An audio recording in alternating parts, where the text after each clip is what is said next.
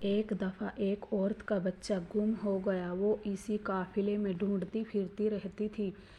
وہ ایک ایک آدمی سے بچے کے بارے میں پوچھتی۔ بالآخر اس کا کھویا ہوا جگرا گوشت مل گیا۔ اس نے لپک کر اسے سینے سے لگا لیا، مگر اسے یقین نہ آتا تھا۔ وہ بار بار اس کا منہ دیکھتی اور خوب پیار کرتی۔ ہر شخص اس کی کیفیت سے متاثر ہو رہا تھا۔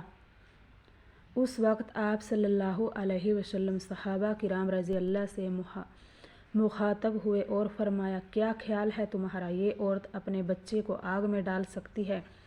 سب نے عرض کی کہ نہیں، ایسا ہرگز نہیں کر سکتی، کیونکہ اسے اپنے بیٹے سے بے پناہ محبت ہے۔ آپ صلی اللہ علیہ وسلم نے یہ سن کر فرمایا، اللہ تعالیٰ کو اپنے بندوں سے اس سے کئی گنا زیادہ محبت ہے۔